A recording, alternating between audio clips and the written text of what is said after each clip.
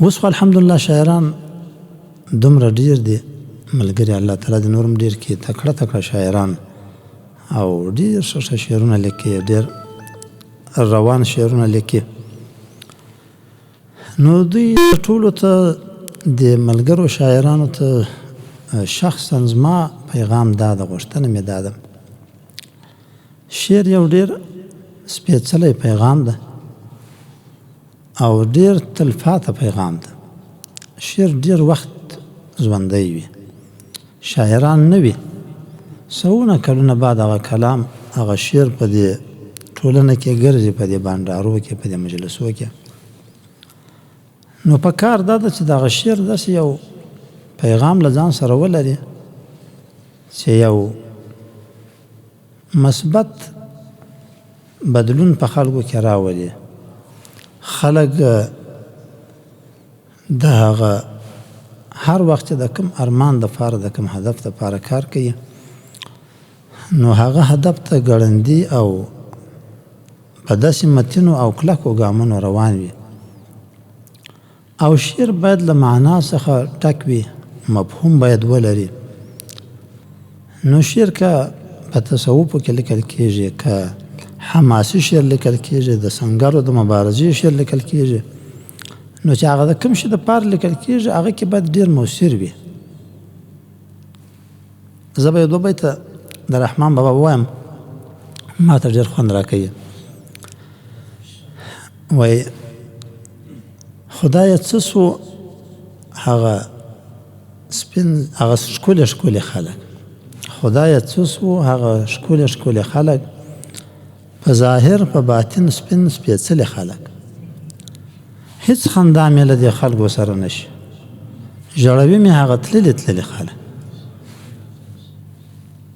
دې بیتو کې یقینا داسې یو دغه پروت ده تاثر ده درد ده او دا هیڅ وخت نه زړېږي دا بیتونه او څومره یو له حقیقته ډک ده څومره یو معنا پکښې ده ګوره په دې مختصر دوه بیته کې ډېر یو غټ پیغام پروت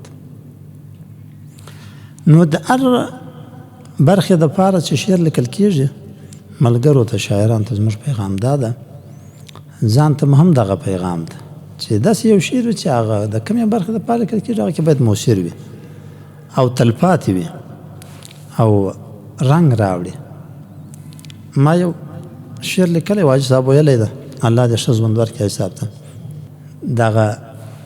زموږ د شعرو رنګ یقینا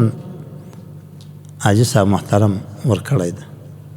دا شعرونه خو به لا دونه و یا به نه و داسې څومره په دنیا کې په ټولنه کې په خلکو کې محبوبیت پیدا کړی ده خلک څونه مینه ورسره لري نو په دې کې یقینا ډېره برخه دا کار حاجي صاحب کړی ده الله تعالی د ښه ژوند ورکړي الله دې زموږ له مابین څخه نه وړي ډېر وخت خدای دې ډېر ژوند ورکړي دایم احتیاط کوي یوه ترانه ما لیکلې ده د حاجي صاحب ویلې ده وایي د شفاعت امید لري د عرصات پر میدان د شفاعت امید لري د عرصات پر میدان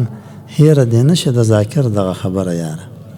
هغه ترانه ډېره ښه ویل سوې ده حاجي صاحب ډېر کمال ویل ده اول ته هغه وخت چې د ملګرو به هغه دغه جوړول د فلمونه به جوړول دا سیډیانې به جوړولې هغه هم ډېر په کمال جوړولې خو یو شی پکې راتلی دا کمال نو نه خبره غالبا ډېر کمال خو به د فدایانو د هغو کرامت به و موږ به هغه صحنه د عملیاتو نه ولیدلې حاجي صاحب هم نه ولیدلې موږ به هم نه ولیدلې داسې برابره سوې وه یقینا لکه سړی چې به خپله په هغه عملیاتو کې داسې و یقینا